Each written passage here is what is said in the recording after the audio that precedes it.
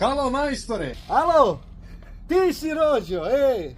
Aj vidi kad možda dođeš da mi uradiš ovaj kamen. Pa ajde mogu prekustra. A koliko će to da me košta? Pa kako koliko, 20 evrića, znaš ti moju tarifu.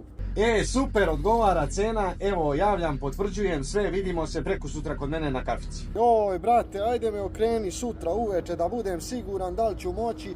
Iskrslo mi nešto, Mileta nije osušlo kod njega pa treba tamo da se radi, a nisam otišao, Jovan mi nije došao da radi, imao punoletstvo, neko napila mu se snajka pa ne može da stigne, morao čuva decu danas, žena otišla kod doktora, joj, brate, mili, aj ti mene sutra okreni, molim te da vidim da li mogu prekustra.